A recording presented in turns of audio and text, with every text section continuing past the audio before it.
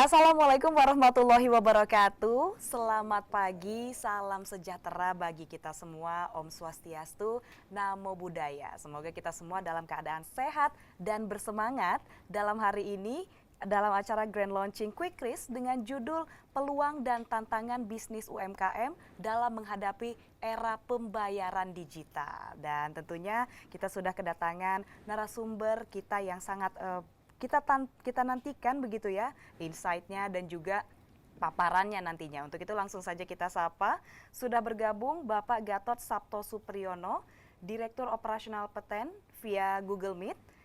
Selanjutnya ada Bapak Teten Mas Duki, Menteri Koperasi dan UKM yang sudah bergabung via Google Meet.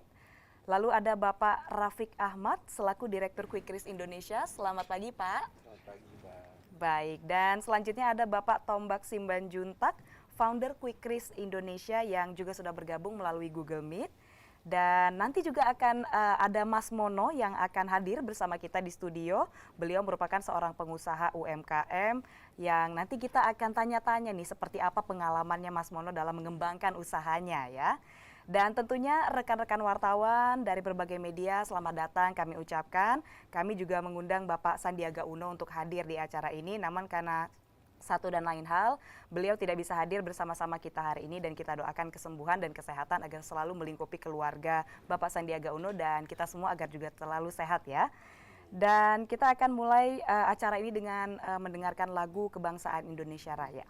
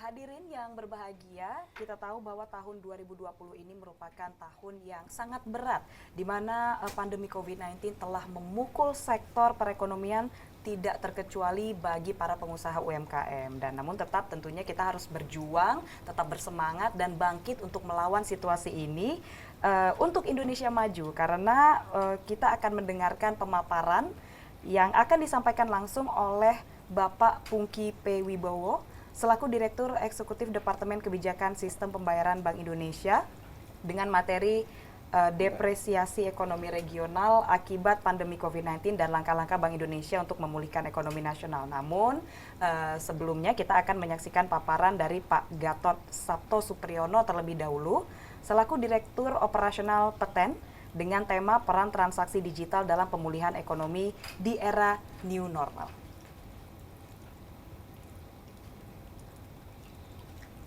Terima kasih atas waktu yang diberikan kepada saya. Assalamualaikum warahmatullahi wabarakatuh. Waalaikumsalam warahmatullahi wabarakatuh.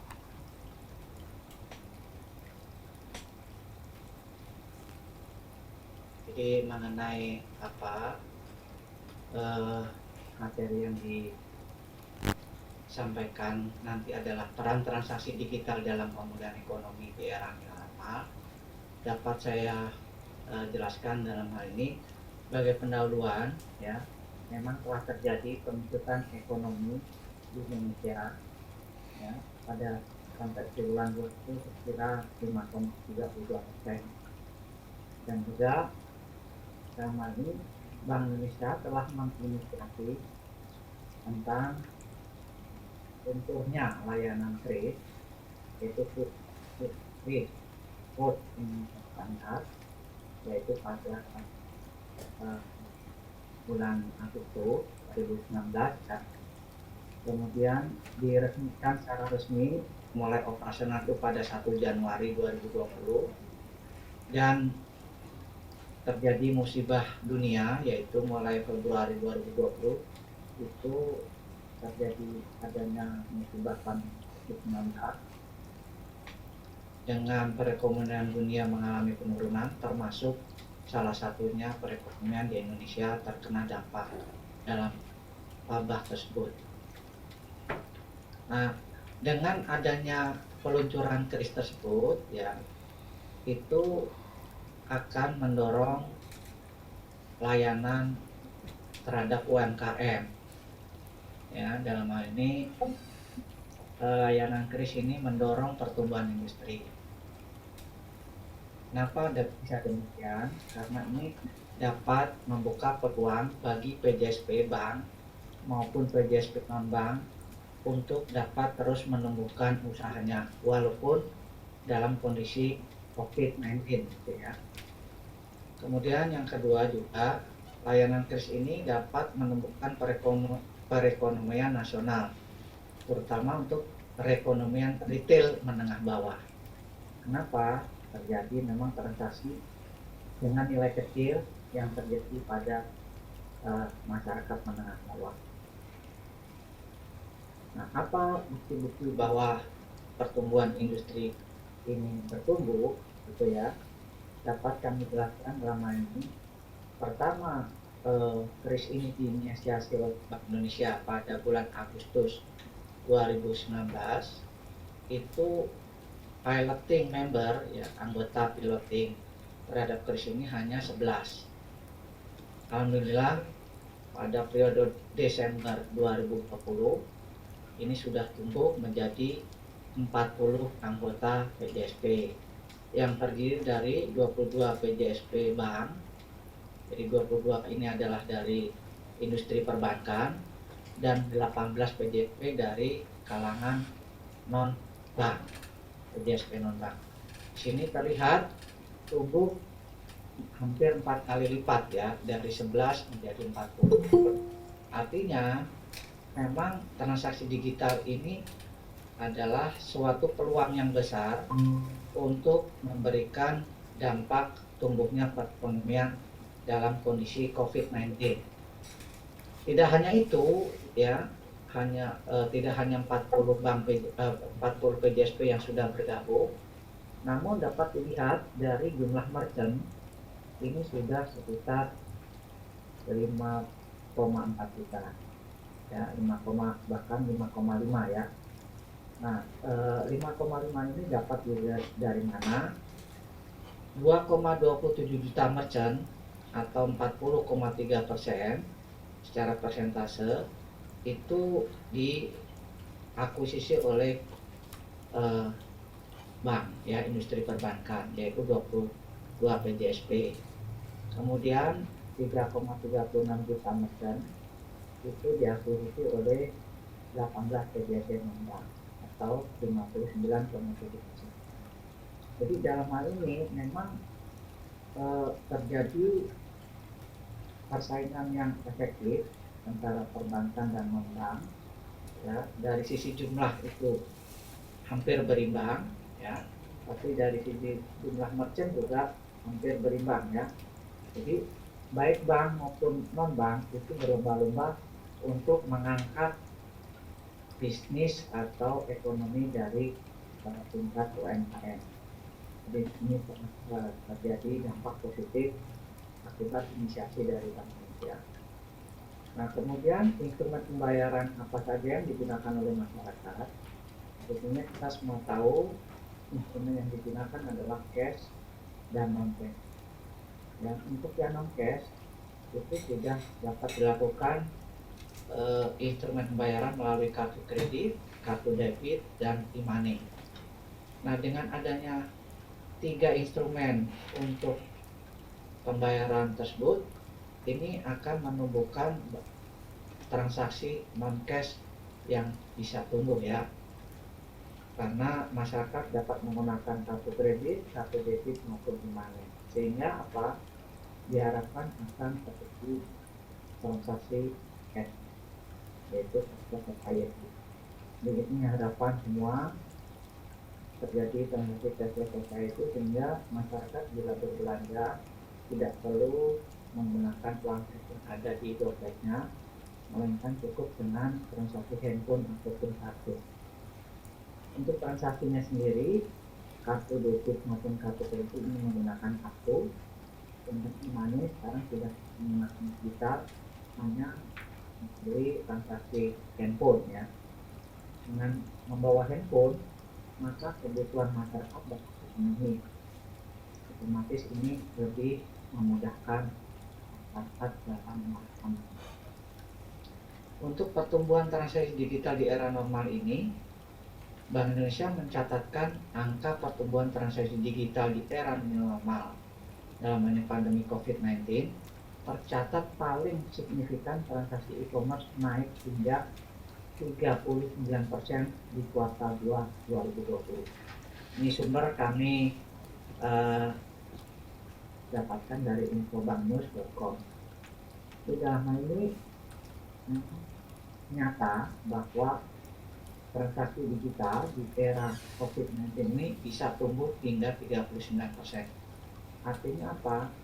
Sasaran Bank Indonesia dalam menginisiasi layanan kris ini adalah sudah tepat, membantu masyarakat untuk tidak mengangkat bisnis UMKM.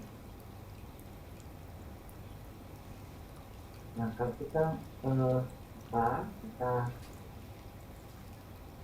mengetahui bagaimana supaya COVID-19 tidak menyebar, mungkin masyarakat sudah mengetahui ada istilah 3M ya. Itu adalah mencuci tangan, kedua itu adalah memakai masker, dan tiga adalah menjaga jarak. Nah, transaksi kris yang diinisiasi oleh Bank Indonesia ini juga ternyata mendukung penerapan. Mengapa demikian? Karena transaksi kris ini juga menggunakan 3M. M yang pertama menggunakan non tunai atau cashless. Jadi masyarakat tidak perlu menggunakan uang kertas. Ini yang menjadi salah satu sumber media antara virus COVID-19. Jadi dengan tidak perlu memegang uang kertas, maka COVID-19 juga bisa dihambat penyebarannya. Yang kedua, menjaga jarak.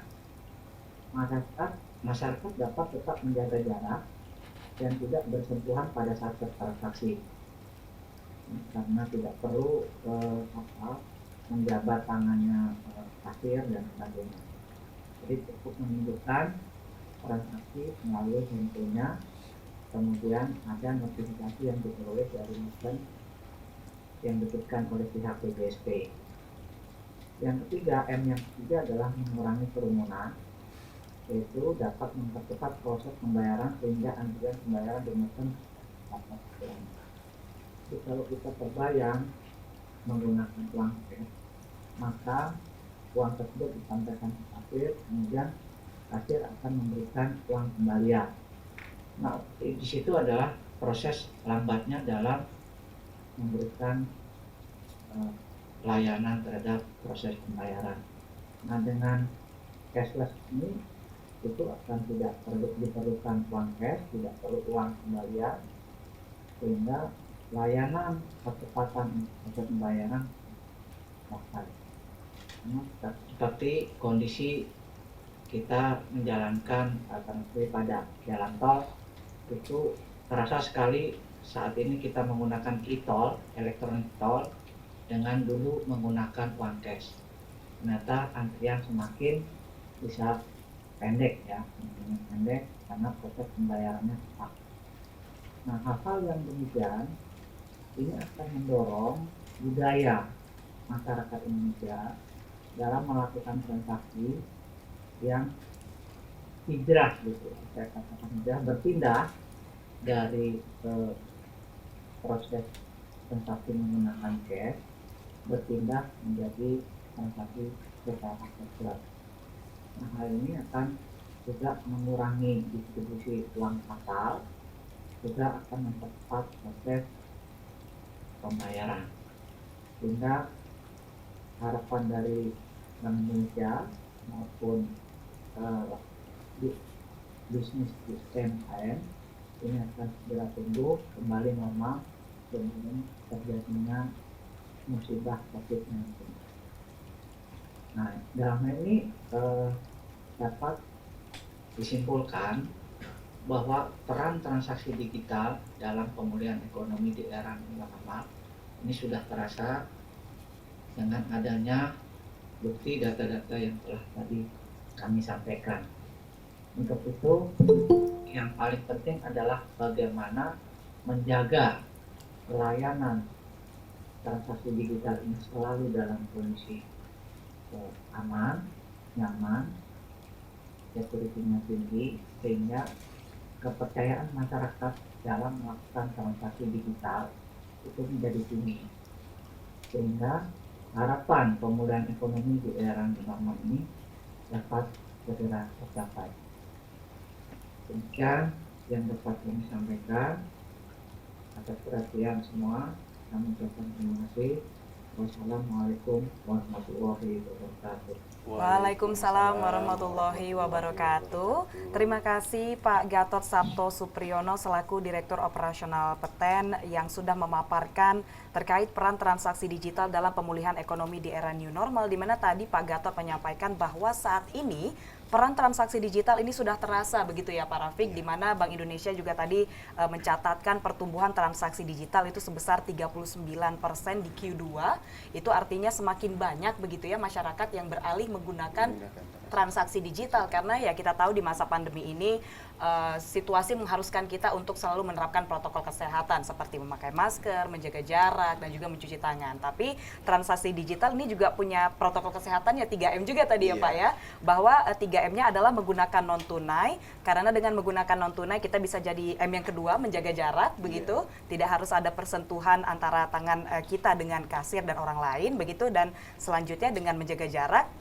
M yang ketiga adalah mengurangi kerumunan begitu ya Pak ya, mengurangi kerumunan ketika saat kita mengantri di kasir, melakukan pembayaran begitu, dan dengan begitu kitanya aman, lingkungan sekitar kita juga aman, dan sama-sama saling menjaga begitu ya Pak ya. Nah, selanjutnya ini memang menarik juga untuk disimak hadirin, bahwa memang ternyata peran transaksi digital ini sudah mulai terasa. Namun sebenarnya pemberdayaan UMKM ini dalam upaya memulihkan stabilitas ekonomi seperti apa?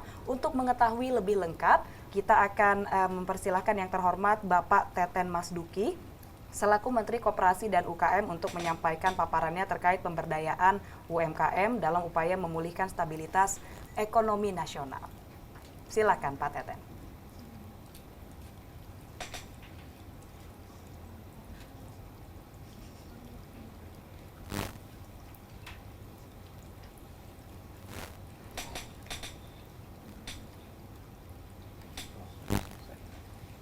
Baik, ya sepertinya belum tersambung begitu ya Pak ya. Nggak apa-apa, kita akan kembali ke Pak Teten nanti. Dan selanjutnya untuk membahas lebih lanjut, ini kita sudah kehadiran narasumber kita di studio, yaitu Bapak Rafiq Ahmad selaku Direktur Quickris Indonesia. Nah Pak, ini kan tadi kita sudah mendengarkan ya paparan dari Pak Gatot ini terkait bagaimana peran transaksi digital dalam memberdayakan UMKM. Nah Pak Rafiq selanjutnya ini akan memaparkan terkait upaya Quickris dalam menjembatani UMKM dalam menghadapi ekosistem pembayaran digital. Silakan Pak Rafiq. Ya, terima kasih Mbak Farhanisa untuk waktunya.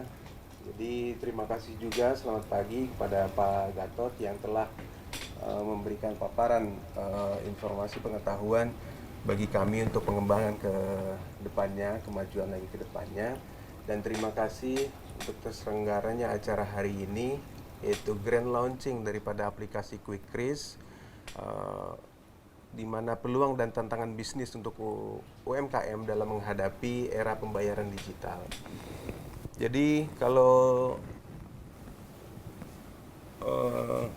hari ini materi yang akan disampaikan oleh saya adalah bagaimana upaya daripada QuickKris dalam membantu UMKM, menjembatani UMKM dalam menghadapi ekosistem pembayaran digital. Kalau kita mengutip daripada laporan yang dirilis oleh Hotsuite, Hotsuite ini adalah satu situs layanan media konten yang secara berkala itu menerbitkan atau merilis laporan tren penggunaan internet, media sosial, dan kebiasaan atau perilaku daripada e-commerce yang pada Januari tahun 2020 Hotsuite ini mengeluarkan laporan tren bahwa Indonesia adalah negara ketiga di dunia yang mengalami pertumbuhan yang cukup besar di dalam penggunaan internet, yaitu sebesar 17% atau sebanyak 25.365.368 pengguna internet, pertumbuhan dalam tahun sebelumnya. Nah, hampir 64% daripada penduduk Indonesia atau sebanyak 175,4 juta penduduk Indonesia adalah pengguna atau menggunakan jaringan internet. Dan menariknya, 2 kali lipatnya atau sebesar 332 juta adalah pengguna mobile internet. Padahal jumlah penduduk Indonesia belum mencapai 332 juta. Artinya setiap satu orang rata-rata itu sudah punya 2 handphone gitu ya, sudah punya 2 gadget mobile aplikasi. Nah, ini adalah peluang bagi semua sektor, khususnya pelaku usaha UMKM untuk masuk ke dalam era pembayaran digital. Nah, peluang lainnya adalah seperti yang tadi disampaikan oleh Pak Gatot bahwa Bank Indonesia pada bulan Agustus 2019 merilis suatu cara pembayaran yang menggunakan QR Code Indonesian Standard atau yang kita kenal adalah QRIS, yang kemudian pada Januari tahun 2020 ini sudah mulai banyak digunakan dan mengalami pertumbuhan yang cukup pesat. Penggunanya tadi disampaikan oleh Pak Gatot adalah sudah hampir 5,5 jutaan pengguna. Jadi ini jadi satu peluang juga.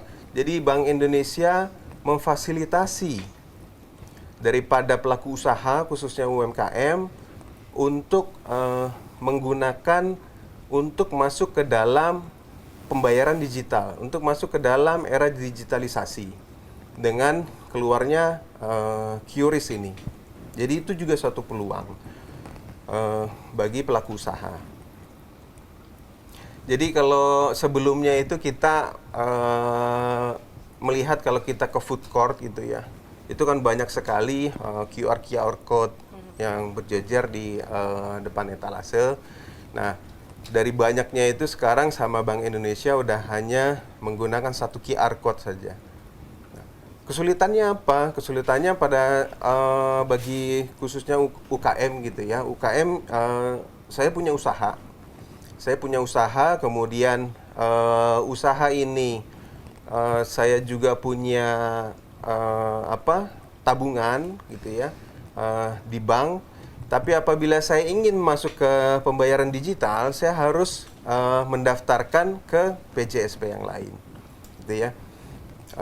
Dengan adanya QRIS ini, semua PJSP baik bank maupun non bank, apabila saya sudah mempunyai rekening di satu bank, saya nggak perlu lagi mendaftar. Saya hanya tinggal membuat QRIS dari bank yang saya miliki gitu ya. Jadi lebih simpel, lebih mudah gitu. Ini juga satu fasilitas kemudahan buat UMKM. Gitu.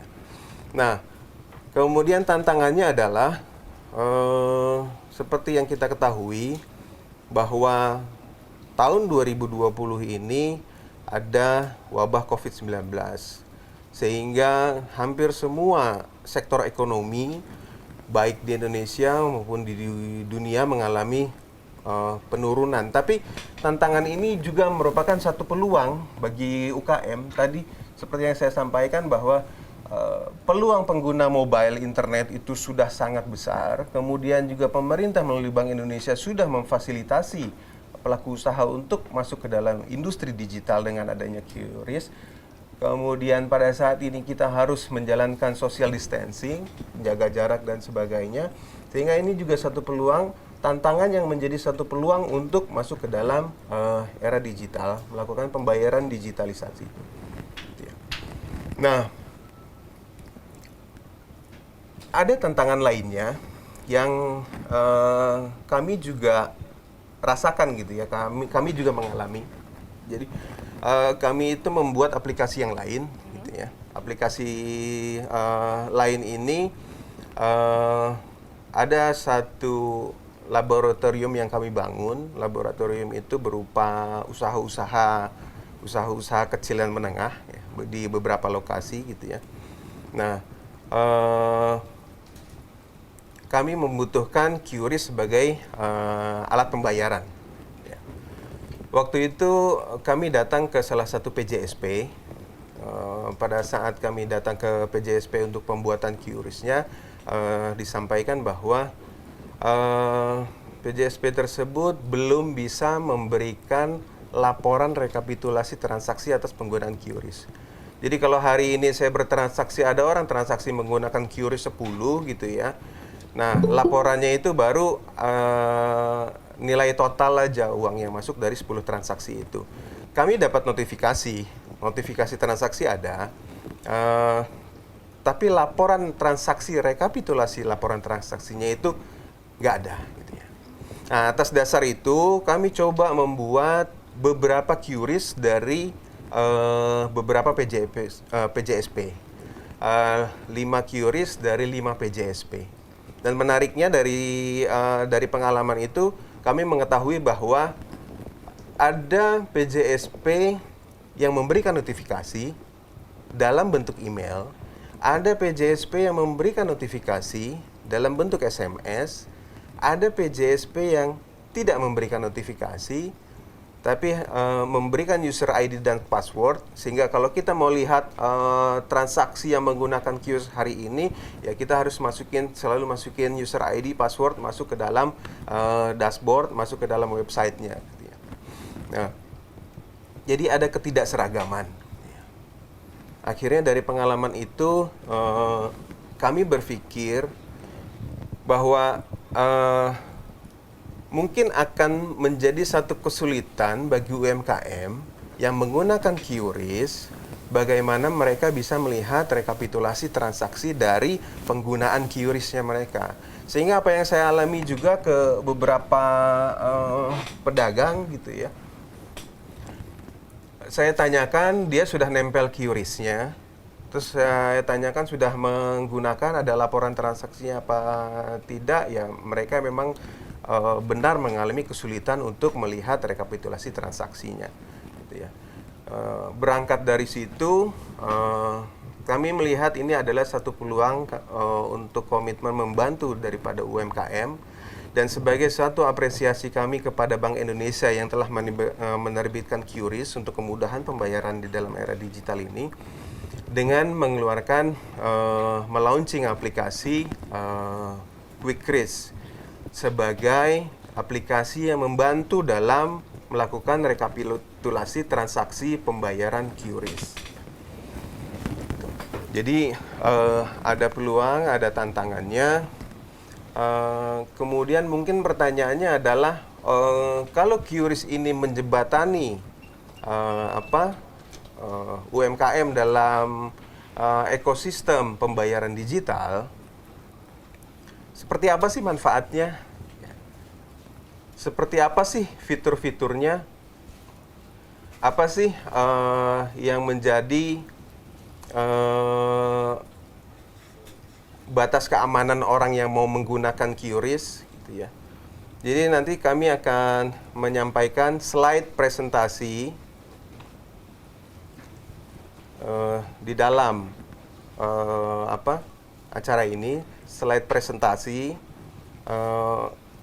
untuk menyampaikan apa manfaat daripada layanan QuickRIS ini.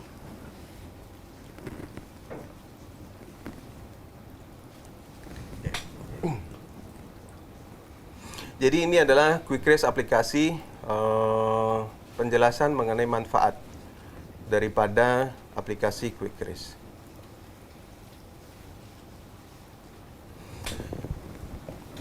Yang pertama adalah aplikasi QuickRIS ini memang adalah untuk pengguna QRIS.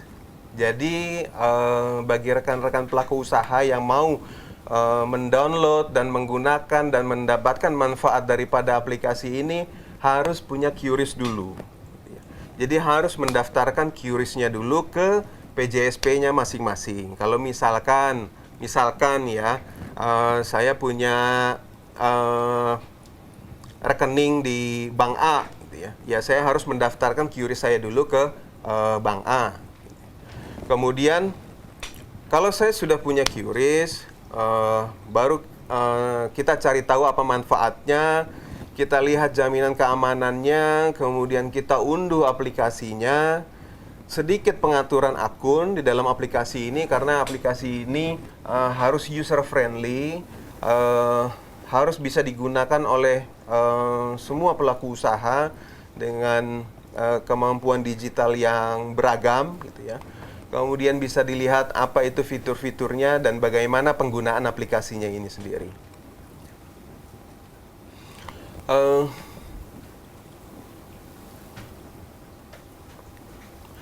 Dari pengalaman beberapa minggu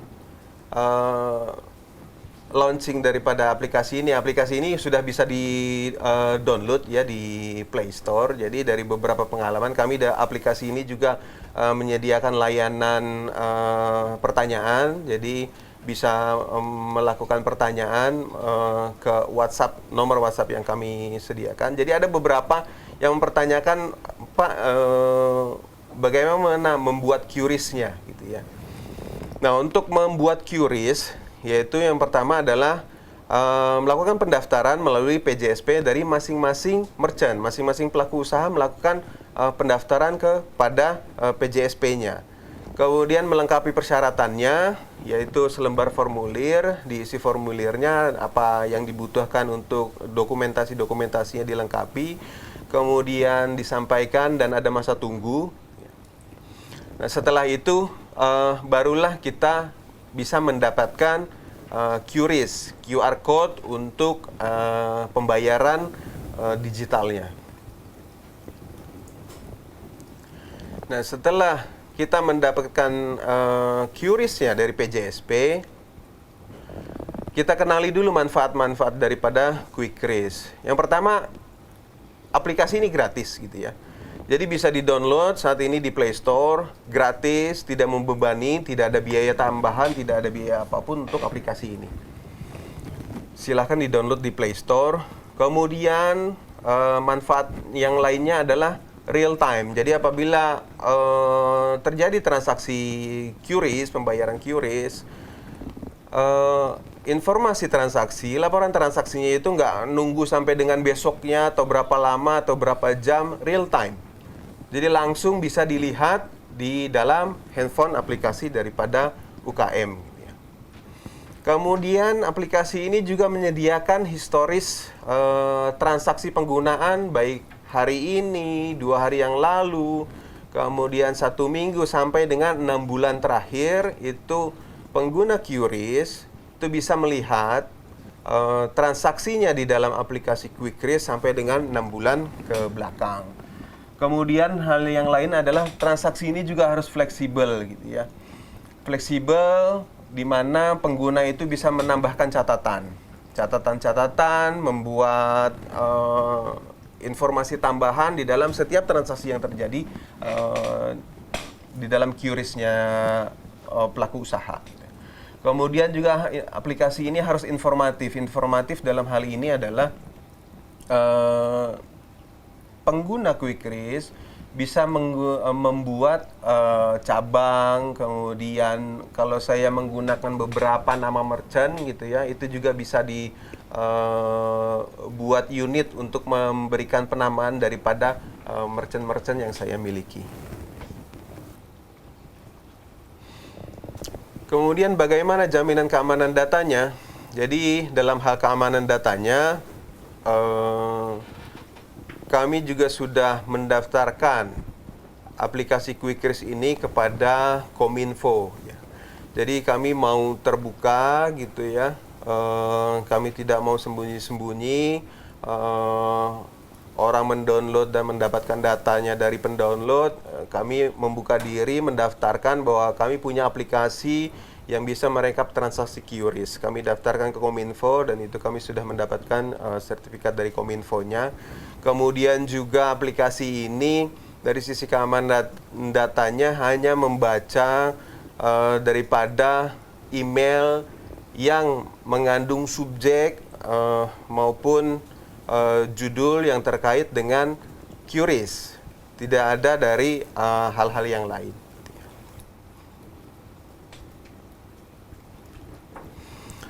Nah, seperti yang disampaikan tadi, bagaimana cara mendownloadnya?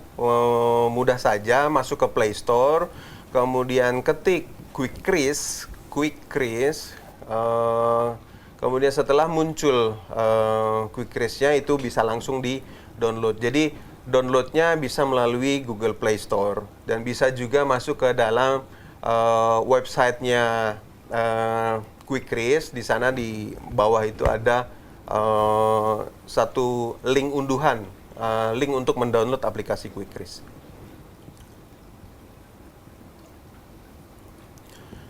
Ya, ini kalau kita masuk ke websitenya QuickRisk, di situ nanti ada bisa download gratis aplikasi QuickRisk ini.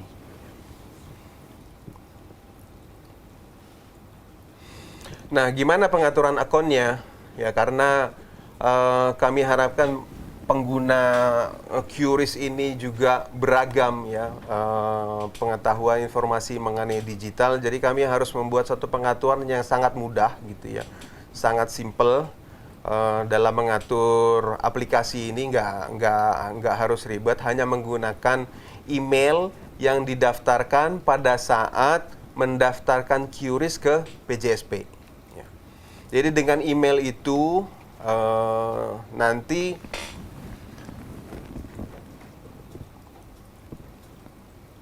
mungkin ada kekhawatiran dari beberapa pengguna ya, oh nanti email-email saya yang lain bisa dibaca. Oh enggak, karena aturan dari Google mengatur bahwa kami hanya mendaftarkan email yang bisa kami baca dari berdasarkan sender sama subjeknya. Siapa yang ngirim, subjeknya apa, yang terkait sama QRIS, itulah yang akan diambil, yang akan dibaca untuk dimasukkan ke dalam aplikasi QuickRisk. Jadi kalau misalkan ada email dari orang tua kita atau dari rekan kita yang sender dan subjeknya tidak terkait dengan QRIS, maka email itu tidak akan terbaca oleh aplikasi ini. Kemudian settingnya hanya memasukkan email. Kemudian ini adalah fitur-fitur daripada aplikasi QuickRisk ya. Jadi fitur-fitur daripada aplikasi QuickRisk di sini bisa kita lihat, kita bisa pilih tanggal berapa laporan yang mau kita lihat. Mau lihat per hari ini bisa, 2 hari ke belakang bisa, sampai dengan 1 bulan, 6 bulan ke belakang bisa, tinggal kita pilih. Ada pilihan tanggal di situ. Kemudian juga setiap transaksi yang terjadi tadi real time langsung masuk ke dalam aplikasi ini. Jadi kalau misalkan ada customer yang melakukan pembayaran 52.000 gitu ya. Nanti langsung laporan transaksinya itu real time masuk ke dalam aplikasi ini. Kemudian di situ juga dari setiap transaksi bisa menambahkan catatan. Misalnya, biasanya kan kalau orang melakukan pembayaran menggunakan mobile aplikasi, setelah dilakukan pembayaran, karena memasukkan jumlah, maka dia harus konfirmasi bahwa transaksinya sudah terjadi. Ya. Jadi di situ juga bisa ditambahkan customer itu bayarnya pakai apa, pakai PJSP apa, atau pakai bank apa, itu bisa ditambahkan catatan. Atau misalkan apabila ada terjadi kesalahan pembayaran, misalkan harusnya bayarnya 100.000, salah ketik tambah 01 juta, transaksi pasti nggak akan bisa dibatalkan.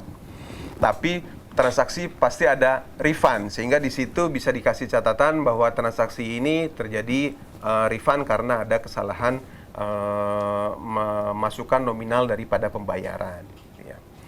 Kemudian juga ada fitur unit, jadi setiap transaksi itu bisa ditandai. Misalkan unit ini saya punya usaha di 2 cabang, ya. Cabang di Gatot Subroto sama cabang di Karawaci. Ya. Jadi saya bisa bikin di situ unit cabang Gatot Subroto dan cabang Karawaci. Jadi apabila ada transaksi yang terjadi di cabang Gatot Subroto, saya bisa pilih. Oh, itu adalah transaksi dari Gatot Subroto. Kemudian kalau counter saya yang di Karawaci juga melakukan transaksi, saya bisa pilih. Itu adalah transaksi daripada counter yang di Karawaci. Gitu ya. Sehingga saya bisa melakukan filter. Berapa hari ini transaksi penggunaan QRIS dari cabang Gatot Subroto. Saya bisa lihat jam berapa banyak transaksinya, nilai nominalnya berapa. Kemudian juga bisa ditampilkan di situ nilai nominal setelah ada pemotongan MDR, tergantung persentase MDR-nya dari pelaku usahanya. Kemudian juga saya bisa ngelihat transaksi QRIS yang ada di cabang Karawaci dan sebagainya.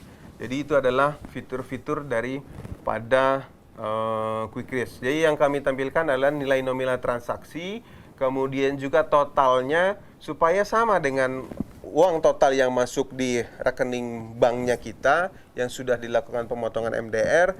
Kita juga tampilkan total setelah pemotongan MDR di situ, sehingga bisa di cross check aplikasinya nilainya sekian, uang yang masuk di bank juga sekian. Jadi aplikasi ini juga bisa jadi alat rekonsiliasi gitu ya, rekonsiliasi dari transaksi QRIS yang terjadi. Kemudian fitur yang lainnya adalah statement. Jadi kayak laporan rekening koran gitu ya, kayak laporan rekening bank. Jadi kita bisa download itu statementnya. Misalkan saya mau lihat rekapitulasi transaksi dari penggunaan QRIS ini 1 bulan yang lalu. Gitu ya, saya tinggal masuk, pilihannya adalah 1 bulan yang lalu, kemudian muncul rekapitulasi transaksinya. Saya bisa download itu. Saya bisa download, kemudian juga bisa saya print rekapitulasi transaksinya. Jadi sudah seperti rekening bank lah ya. Jadi untuk memudahkan. Jadi dari situ juga bisa kelihatan ini transaksinya siapa, catatannya apa, jam berapa, hari apa, tanggal berapa, nilainya berapa, totalnya berapa, total setelah pemotongan MDR berapa. Jadi ini sangat informatif, sangat memudahkan bagi UKM yang menggunakan QRIS untuk melihat rekapitulasi transaksinya. Dan ini gratis sebagai komitmen kami dalam membantu pelaku usaha menggunakan masuk ke dalam era pembayaran digital. Nah, yang terakhir adalah gimana sih makainya aplikasi ini? Jadi simple aja, cuma 3 step aja. Jadi kalau orang yang melakukan pembayaran QRIS, tadi seperti yang disampaikan oleh Pak Gatot, ini kan kita harus social distancing. QRIS itu kan menjaga jarak gitu ya. Jadi tidak ada cashless, tidak ada sentuhan. Jadi bayarnya melakukan transaksi jumlahnya berapa, masuk ke di scan, kemudian memasukkan jumlahnya, transaksi terjadi. Nah, transaksi yang terjadi setelah itu pelanggan akan menunjukkan bahwa transaksi sudah terbayar ya, sudah berhasil gitu ya. Nah, bagi pembeli.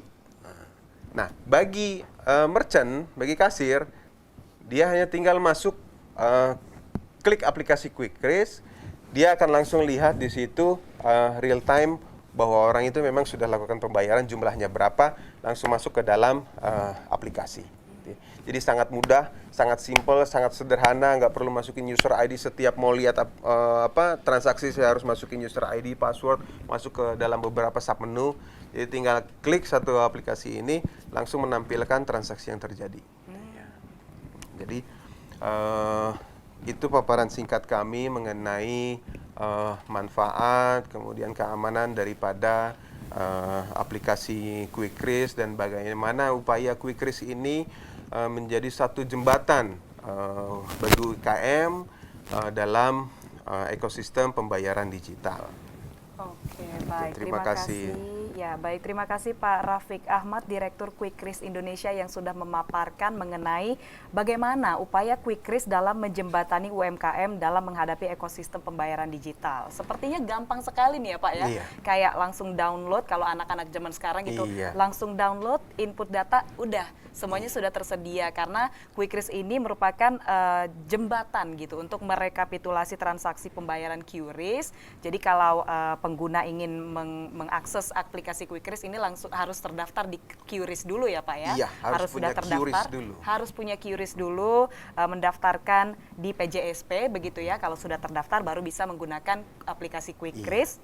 Di mana aplikasi QuickRisk ini merupakan begitu ya, rekapitulasi transaksi pembayaran QRisk. Ada begitu banyak manfaat dari fitur-fitur yang sudah disampaikan tadi, real time itu salah satunya, dan juga bagi kita pengguna aplikasi digital salah satu yang kita waspadai adalah keamanan begitu ya Pak. Tapi QuickRisk ini aman, sudah mendapatkan sertifikasi dari Kemenkominfo dan juga sudah di-approve begitu ya sama Google privacy policy-nya atau policy-nya, dan sudah bisa di-download langsung di Google Play Store, gratis, real time, dan history transaksi yang penting sekali dimiliki oleh setiap pelaku UMKM begitu ya Pak ya. Dan selain data juga bisa digunakan sebagai rekonsiliasi transaksi begitu ya Pak ya. Jadi jumlah uang yang masuk dengan yang terdaftar di aplikasi itu juga bisa langsung dilihat, dan ini sangat memudahkan begitu ya untuk UMKM pastinya untuk mendata apa saja transaksi yang sudah terjadi begitu ya Pak ya. Baik, nah sebelum kita menghadirkan bintang tamu kita yang satu lagi, kita akan mendengarkan paparan dari Pak Teten Masduki, Menteri Koperasi dan UMKM yang diwakilkan oleh Bapak Vicky selaku staf khusus Menteri untuk melihat sebenarnya seperti apa pemberdayaan UMKM dalam upaya memulihkan stabilitas ekonomi nasional. Kepada Pak Vicky, waktu dan tempat kami silakan Pak. Baik, ini mungkin screen-nya menggunakan akun saya, mohon izin. Ya, silakan Pak.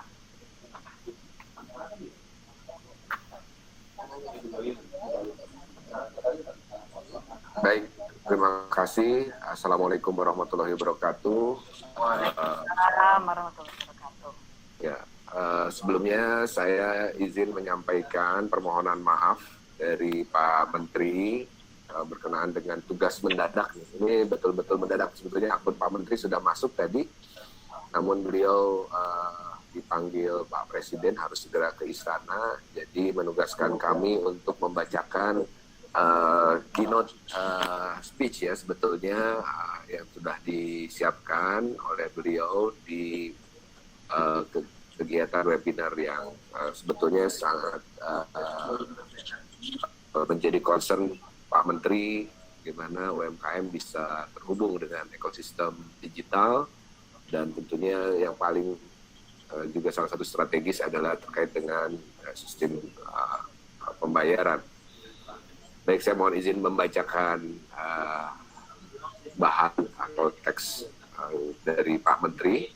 Assalamualaikum warahmatullahi wabarakatuh, salam sejahtera untuk kita semua, Om Swastiastu, Namo Buddhaya, salam kebajikan. Yang terhormat Bapak Pungki Wibowo, Direktur Eksekutif Kebijakan Sistem Pembayaran Bank Indonesia, Bapak Gatot Sabto Supriyoni, Direktur Operasional PT Penyelesaian Transaksi Elektronik Nasional atau TEN, kemudian juga Bapak Rafiq Ahmad selaku Direktur Quickris. Bapak, Ibu, dan seluruh peserta yang saya hormati, transformasi ekonomi digital saat ini menjadi sebuah keniscayaan. Hadirnya pandemi di tahun ini mutlak berdampak terhadap semua lini usaha, termasuk UMKM yang merupakan 99,9% populasi di Indonesia, menyerap 97% tenaga kerja, dan juga berkontribusi kepada 60% lebih ekonomi nasional atau PDB. Dan saat ini memiliki tantangan bagaimana meningkatkan terus kontribusi ekspor nasional ya, yang dari tahun ke tahun itu terus menurun. Untuk data mencatat bahwa ekspor dari UMKM pada saat ini hanya 14,17%. Tentunya berbeda dengan krisis ekonomi tahun 98 dan 2008 yang lalu, di mana UMKM dapat eksis dan malah menjadi kekuatan ekonomi dalam negeri yang mumpuni. Pada pandemi ini UMKM dipaksa membatasi kegiatan usahanya akibat pelaksanaan pembatasan sosial. Ini yang tentunya menjadi isu digitalisasi UMKM sangat relevan untuk bisa dimobilisasi, disegerakan bagi seluruh pelaku UMKM.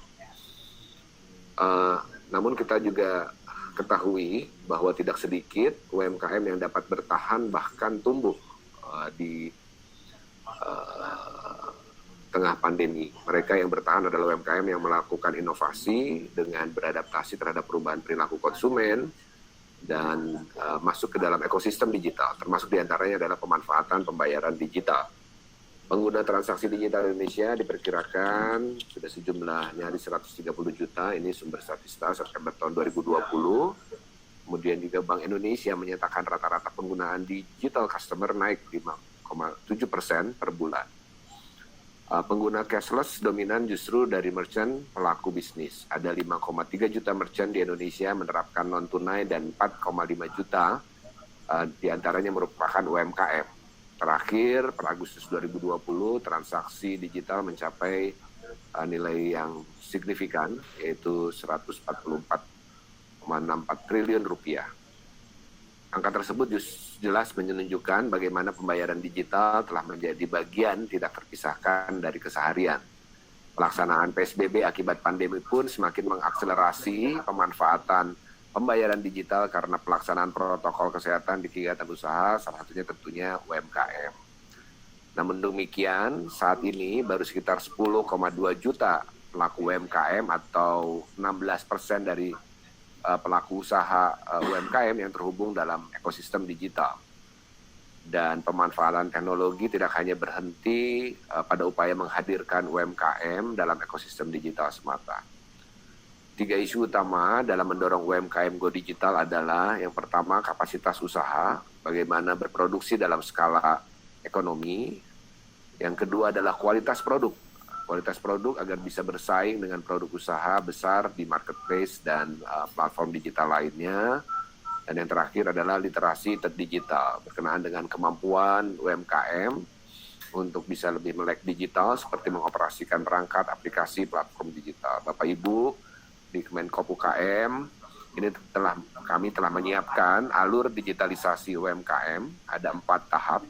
Yang pertama terkait dengan literasi atau peningkatan kapasitas SDM, salah satunya kita terus mendorong program-program, salah satunya menyiapkan portal edukaukm.id di mana bisa diakses secara gratis oleh para pelaku, termasuk juga ada inisiasi program kakak asuh UMKM di Smesco Indonesia, yaitu satu kakak asuh membantu 3 usaha mikro untuk bisa onboard ke ekosistem digital. Yang kedua adalah berkenaan dengan intervensi bisnis model atau perbaikan bisnis model. Salah satunya adalah ketika kami menginisiasi gerakan belanja di warung tetangga yang hari ini sudah tergabung sekitar 14.000 warung kelontong di seluruh Indonesia walaupun masih mayoritas di Pulau Jawa. Ini adalah menghubungkan warung-warung tersebut kepada BUMN klaster pangan untuk memastikan ketersediaan stok menjaga harga tetap standar ya, normal, dan juga tentunya memastikan kemudahan dalam sisi transportasi logistik, bekerja sama juga dengan BUMN, klaster BUMN logistik yaitu BGR. Ini menjadikan kita semua warung-warung ya yang ada di sekitaran perumahan warga ini masuk ke akses atau ke platform digital, Bapak Ibu. Yang ketiga berkenaan dengan perluasan akses pasar. Seperti kita ketahui sejak disahkannya Undang-Undang Cipta Kerja yang salah satunya mencatat bahwa pemerintah dalam hari ini kementerian lembaga pemerintah daerah itu wajib memberikan 40% dari pengadaan barang dan jasanya kepada UMKM atau nilainya cukup signifikan ya, ada 300 triliun. Demikian juga dengan BUMN, Pak Teten telah menandatangani MOU dengan Pak Erick Thohir di mana diinisiasi satu platform pasar digital UMKM BUMN yang di mana untuk proyek-proyek di bawah 14 miliar itu wajib diberikan kepada UMKM. Hari ini sudah ada 8 BUMN yang sudah melakukan piloting. Targetnya Pak Erick ini sampai dengan akhir tahun 30 BUMN dan tahun depan seluruh BUMN sudah bisa tergabung di platform pasar digital UMKM BUMN. Itu yang masuk ke akses pasar yang ketiga. Yang keempat adalah local heroes. Bagaimana kita bisa mengidentifikasi, menemukan, dan terus mendorong hadirnya local heroes, para pelaku UMKM yang memiliki beberapa kriteria, diantaranya memiliki brand, kemudian mereka adalah pemantik yang sangat inspiratif, mereka memberdayakan pengrajin atau usaha mikro kecil yang di dalam ekosistem usahanya, sampai dengan meng-offtake produknya dan juga mengagregasi secara bisnis model hulu ke hilir seluruh ekosistemnya. Local heroes ini bisa kita ibaratkan semacam lokomotif yang menarik gerbong atau kapal-kapal tongkang yang mengkonsolidasi skoci-skoci usaha mikro kecil yang ada di dalam ekosistem usahanya. Tentunya pemerintah dalam hal ini Kemenkop UKM memiliki keterbatasan ya untuk bisa mengakses seluruh pelaku UMKM yang jumlahnya sangat besar tadi, tapi ketika kita fokuskan kepada para local heroes ini diharapkan program lebih dapat tajam, produktif, berdampak secara konkret. Karena tadi di awal saya sampaikan bicara angka ekspor yang masih sangat rendah, ini memang terkait dengan deindustrialisasi, di mana kita ingin mendorong pelaku UMKM ini juga masuk ke rantai pasok industri sampai dengan global value chain. Bapak dan Ibu, seluruh peserta webinar yang saya hormati, berbicara ekonomi digital, kita tidak hanya bicara soal aspek pemasaran atau market semata, menjadi elemen pilar dari ekonomi digital tentu adalah teknologi finansial atau fintech ya, yang salah satunya meliputi akses pembayaran digital. Peningkatan semua unsur dari dalam teknologi finansial menunjukkan peningkatan literasi keuangan dari masyarakat khususnya UMKM dalam mengakses pembiayaan serta transaksi keuangan. Tingkat literasi keuangan digital Indonesia memang baru mencapai 35,5%. Dalam kesempatan ini saya mengapresiasi hadirnya Quick Kris dari PT IDE DFGHI. Ini kalau mudah-mudahan saya benar spellingnya. Ini nama perusahaannya menarik ya. Alphabetical dimulai dari D gitu, tapi diawali dengan ide. Ya, tidak hanya menjadi aplikasi yang dapat digunakan untuk pembayaran secara digital, tapi juga mendukung program KRIS dari Bank Indonesia karena dapat merekap transaksi pembayaran yang menggunakan KRIS yang menggunakan rekening bank lintas bank ya, dari mulai Bank Mandiri, BNI, BRI, dan lain-lain. Pembayaran digital ini merupakan gerbang menuju inklusi keuangan. Dengan semakin banyak usaha mikro seperti warung, toko kelontong, pedagang pasar yang memanfaatkan pembayaran digital ini akan mempermudah mereka juga tidak hanya untuk aspek transaksi saja, tapi juga hingga pembukuan. Bahkan nantinya kemudahan akses pembiayaan atau modal kerja. Saat ini memang indeks inklusi keuangan kita masih 76%, masih ada di belakang Thailand 82%, Malaysia 85%, Singapura sudah 98%. Namun demikian, saya percaya dengan bersinergi dan berkolaborasi, kita dapat terus tumbuhkan inklusi keuangan di Indonesia. Dalam kesempatan berbahagia ini, saya juga mengajak rekan-rekan PT IDE, DFGHI atau DFI, Quickris, dan seluruh peserta webinar juga agar kita mengambil peran menjadi penggerak utama literasi keuangan digital bagi masyarakat serta secara aktif mendukung perkembangan UMKM agar dapat menjadi juara di level nasional dan kompetitif secara global. Demikian, terima kasih. UMKM Bangkit, Indonesia Maju. Wassalamualaikum warahmatullahi wabarakatuh. Om Santi Santi Santi Om. Demikian yang bisa saya bacakan dari sambutan atau keynote speech dari Pak Teten, Pak Menteri. Besar harapan tentunya saya mewakili beliau dan Kementerian Koperasi UKM dalam kesempatan yang sangat baik sebagai staf khusus Menteri Bidang Pemberdayaan Ekonomi Kreatif. Ini bisa banyak kolaborasi yang bisa diinisiasi. Salah satunya tadi saya juga menyimak paparan sebelum ini, bagaimana Quickris ini bisa diimplementasikan begitu komprehensif, adaptasi bisnis di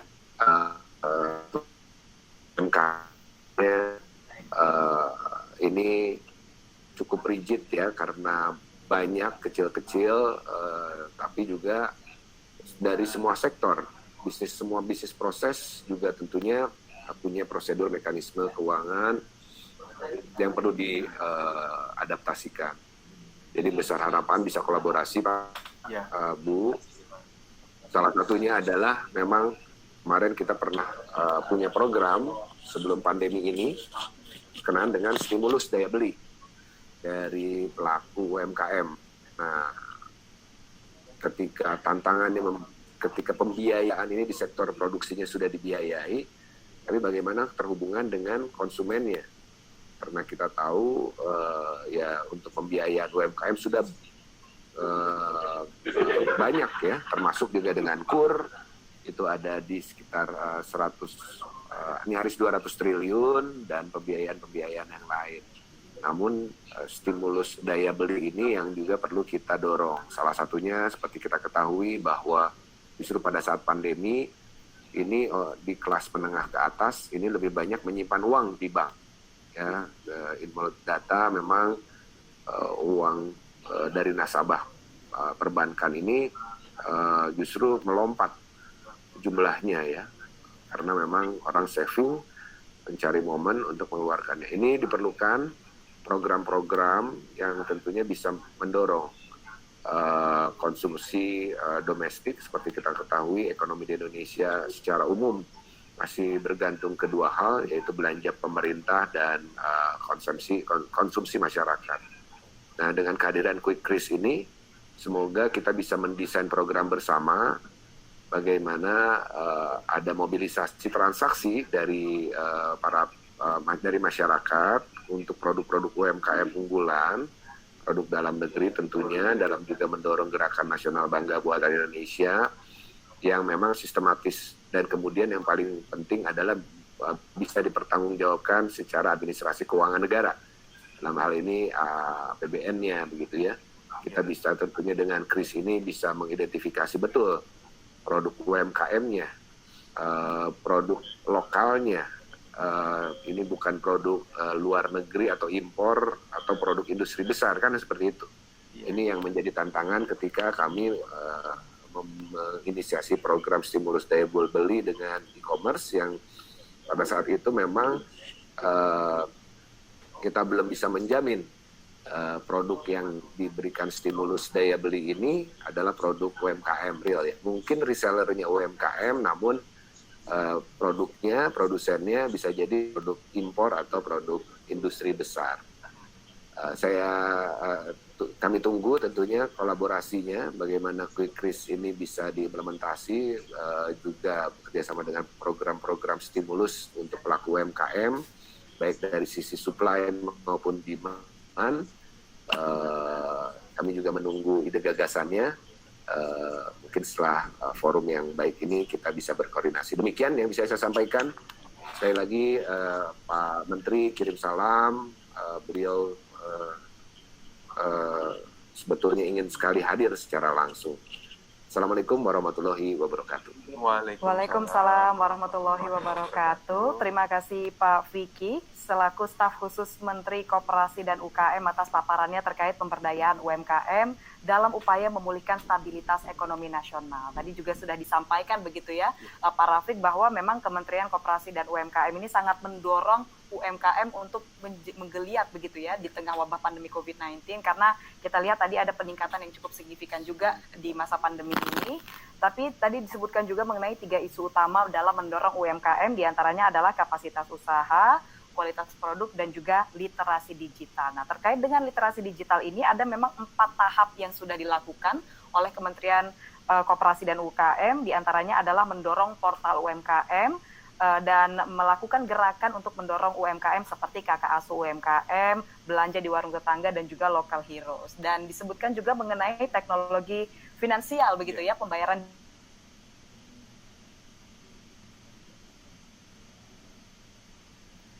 bahwa memang akses keuangan dan pembukuan ini juga sangat penting.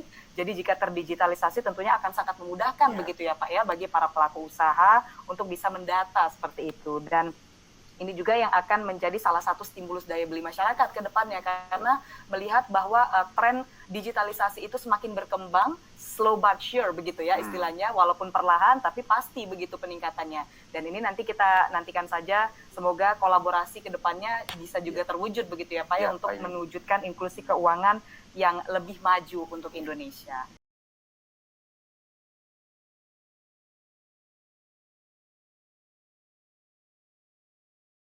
Baik, jadi awalnya adalah saya mantan office boy yang pengen menambah pendapatan saya, umur saya semakin bertambah, keperluan saya semakin banyak, sementara saya belum bisa membahagiakan saya punya orang tua dan saudara saya.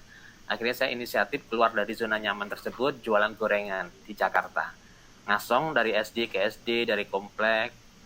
Akhirnya suatu saat saya ada pangkalan di depan kampus di Jalan Supomo, Tebet, Jakarta Selatan. Tahun 2001 saat itu. Dan saya memberanikan diri jualan permanen di situ dengan menu ayam bakar. Nah, kenapa ayam bakar? 2001 saya belum mengenal ada ayam bakar ABCD. Saya juga tidak ngerti yang namanya wirausaha itu apa, workshop, entrepreneurship, dan saya juga belum punya yang namanya mentor.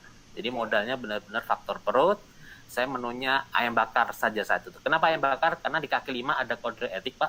Kita tidak boleh menjual menu yang sama. Seperti itu. Dan alhamdulillah karena tempatnya, lokasinya strategis, 2 jalur, banyak perkantoran, ada bank, depan kampus persis.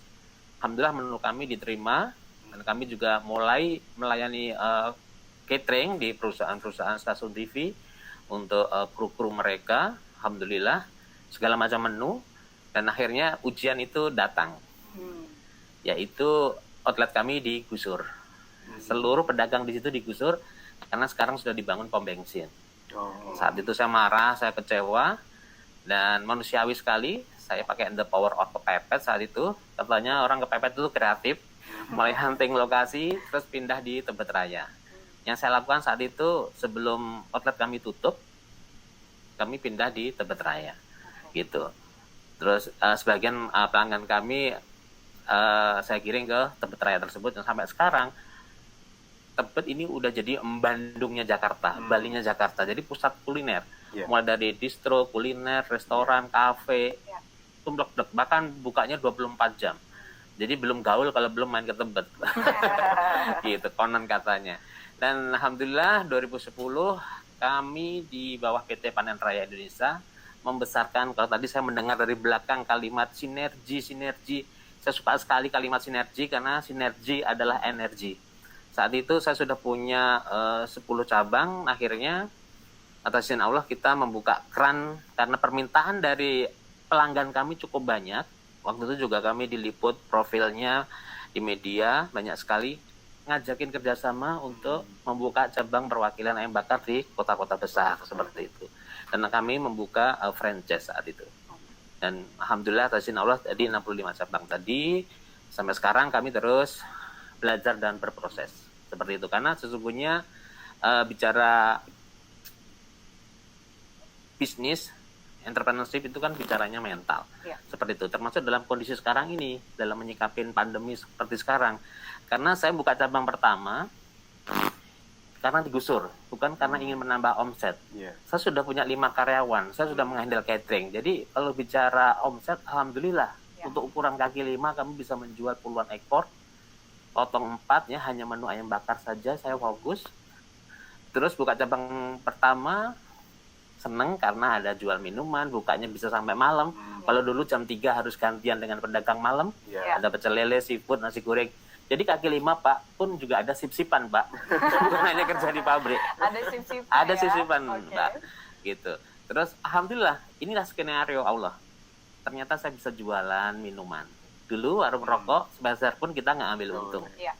Waktu dari kaki 5 saya jualan sampai jam 3 sore. Saya bisa buka sampai malam Pak. Sabtu Minggu libur, tanggal merah libur. Alhamdulillah gara-gara digusur saya bisa buka setiap hari sampai malam, bisa menjual minuman, tempe, tahu, kerupuk, peyek, dan menu-menu yang lain. Itu gara-gara digusur, bisa 65 cabang, keliling Indonesia untuk menyebarkan virus entrepreneur dan spirit wirausaha ke luar negeri. Sekalian saya pamer bahwa saya pernah ke luar negeri juga. Dan sebagian mimpi saya sudah Allah kabulkan, dan gara-gara digusur tersebut, hari ini, detik ini, saya ada di depan teman-teman semuanya. Nah, berarti seperti yang disampaikan Pak Rafiq ini, yang disampaikan Mas Mono, ini menarik bahwa memang masih ada begitu ya merchant atau pelaku usaha yang tidak mau ribet tidak mau, mungkin. Ya, betul Alasannya sekali. tidak mau ribet. Betul, alasannya tidak mau ribet, dan mungkin salah satu kesulitan yang dihadapi yang menjadi alasan bahwa tidak mau menggunakan pembayaran secara digital adalah kesulitan mencatat rekapitulasi atau transaksinya, Pak. Nah, seperti apa ini, Pak? Kalau Quickris ini menjembatani masalah atau tantangan ini? Iya. Jadi seperti yang Mas Mono tadi sampaikan, kalau dulu itu semakin tebal dompet, semakin gaya tuh Pak ya. Betul. Tapi kemudian beralih, Yes. Ya. semakin tebal dompet dengan kartu, gaya. Yes.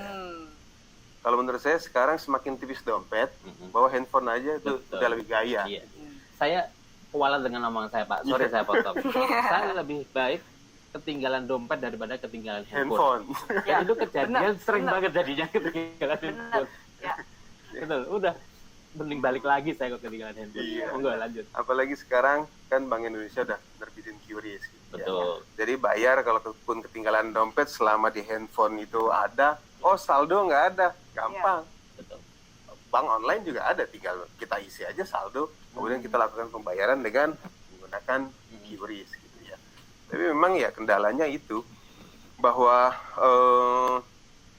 dari setiap transaksi itu ada beberapa yang memang belum menerbitkan, belum mengeluarkan laporan dari transaksinya, sehingga pengguna QRIS itu merasa kesulitan. Jadi walaupun cara bayarnya udah keren gitu ya, udah oke, udah mudah hanya dengan handphone, tapi buat merchant kesulitan, buat penjual kesulitan karena rekapitulasi transaksinya nggak ada. Quickris ini membantu pengguna QRIS untuk merekap transaksi QRIS-nya. Jadi setiap ada orang melakukan pembayaran dengan menggunakan QRIS, itu tinggal lihat klik aplikasi Quickris-nya, di situ sudah real time transaksi daripada penggunaan QRIS itu sudah direkap oleh aplikasi. Itulah keunggulan dari kemudahan yang kita berikan di dalam aplikasi Quickris ini. Nah, kalau begitu dengan segala kemudahan, baik kemudahan akses dan juga kemudahan pengguna aplikasi Quickris ini, apakah aplikasi ini gratis, Pak? Karena ini penting, kalau misalnya berbayar kan kadang-kadang bikin orang jadi kayak bayar gitu. Nah, kalau aplikasi Quickris ini gimana? Iya, jadi digital itu tujuannya adalah memudahkan. Betul. Sebenarnya kan semakin kita memudahkan itu kan semakin banyak kemudahannya kembali ke kita. Betul. Jadi kalau sudah mudah ya aplikasi ini juga gratis. Jadi lebih mudah lagi, download aja aplikasinya ini, tidak berbayar dan tidak akan berbayar karena aplikasi ini juga gratis Oke, di nah Play Store. gratis bisa diunduh langsung begitu Bisa ya Pak ya di diunduh Play langsung. Store. Oke, nah baik, ini peserta webinar netizen gitu ya, kabar gembira untuk kita semua. Iya. Baik, nah setelah gratis begitu Pak, ini yang merupakan salah satu keunggulan begitu ya. Lantas untuk penggunaannya sendiri Pak, seperti apa? Karena kita tahu bahwa pelaku UMKM itu tidak hanya terpaut pada satu range usia saja, ada beragam begitu ya Mas Mono ya. Betul. Nah ini seperti apa Pak? Apakah aplikasi Quickris ini kemudian cukup user friendly untuk digunakan bagi pelaku UMKM dengan berbagai latar belakang usia? Ya, jadi penggunaannya ini juga sangat simple, sangat mudah, user friendly. Yang dibutuhkan juga nggak macam-macam. Yang dibutuhkan hanya email. Jadi sebenarnya setiap kali kita download aplikasi, ya, pasti adalah yang utama yang adalah dibutuhkan adalah email. Betul. Oke. Jadi aplikasi ini juga cuma membutuhkan email yang sama yang didaftarkan pada saat mendaftarkan QRIS. Oke. Email itu yang digunakan, kemudian bla-blanya ya tinggal kita pilih sendiri, cuma memasukkan misalkan usahanya adalah ayam bakar Mas Mono, ya masukin ayam bakar Mas Mono cabang Tebet. Itu juga aplikasi ini juga kalau Mas Mono punya 65 cabang, itu bisa bikin 65 unit di situ. Betul. Jadi Mas Mono bisa lihat transaksi cabang yang pertama gitu ya. Hari ini transaksi dari cabang pertama yang menggunakan QRIS berapa banyak, Betul. jumlahnya berapa, setiap transaksinya berapa, Ya. total per hari ini berapa, Ya. sampai dengan cabang yang ke-65 Mas Mono bisa lihat dari aplikasi itu. Jadi kebutuhannya hanya memasukkan email, Ya. gitu ya, kemudian data-data standar, email itu didaftarkan ke PJSP mana, ke bank mana, itu ada pilihannya. Kemudian untuk QRIS itu kan ada MDR-nya, MDR-nya itu sebagai usaha umum atau khusus. Kalau khusus itu ya seperti pendidikan, Ya. gitu ya. Kemudian tempat ibadah, sama satu lagi adalah pom bensin. Ya. Oke. Nah, tinggal memasukkan itu, setelah login sudah tersimpan, sudah langsung masuk dalam halaman dashboard. Begitu ada orang bayar dari cabang ke 55, langsung tinggal lihat masuk ke cabang yang 35, pilihannya filter cabang 55, ada transaksi muncul. Nah, jadi langsung real time Real transaksi. time Betul. gitu ya. Oke. Nah, real time itu juga salah satu yang penting ya, apalagi Mas Mono sebagai pelaku usaha tentu paham ya pentingnya data yang masuk secara real time karena bisa langsung direkapitulasi begitu Betul. ya.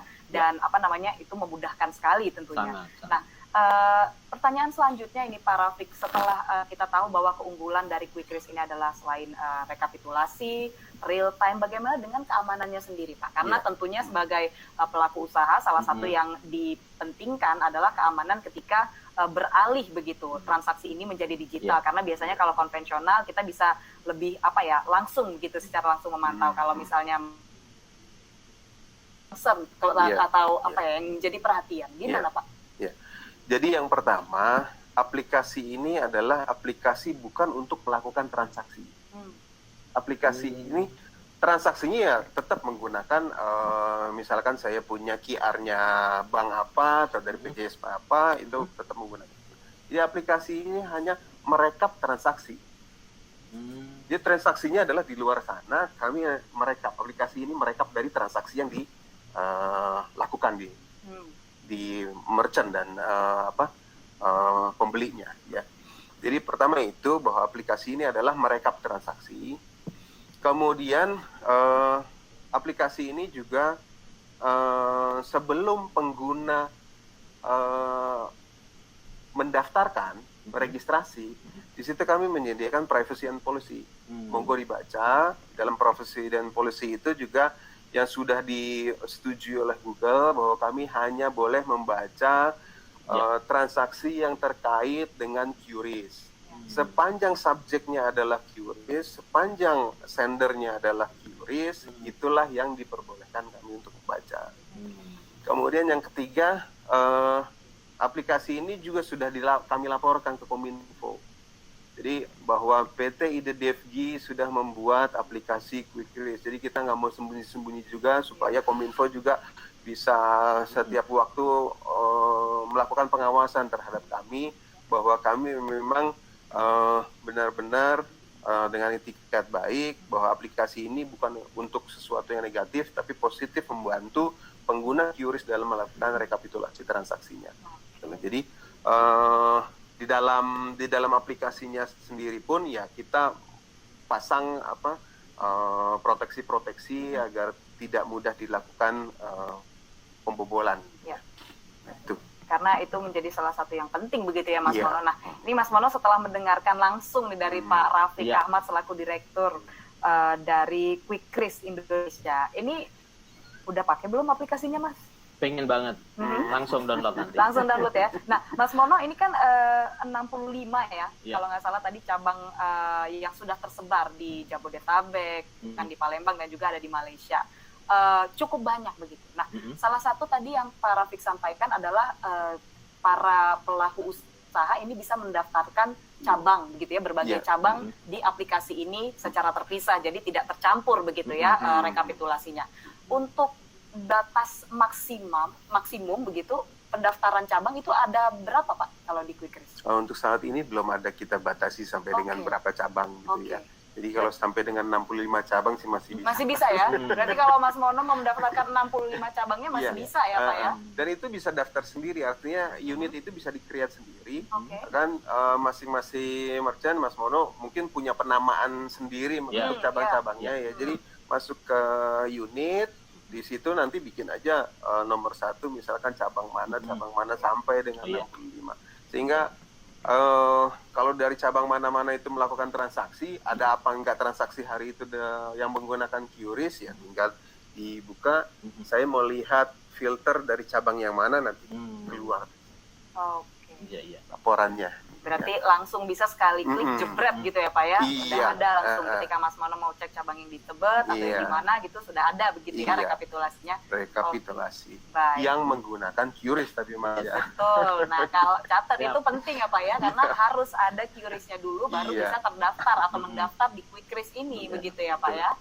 Baik. Nah, ke Mas Mono nih, setelah mendengarkan nih Pak Mas Mono dari Pak Rafiq ini, ada nggak yang ingin disampaikan kepada Pak Rafiq ini mumpung ada di sini begitu selaku pengembang Quick Risk ini, atau ada pesan juga yang ingin disampaikan kepada para pelaku UMKM lain yang saat ini hadir juga bersama kita di webinar?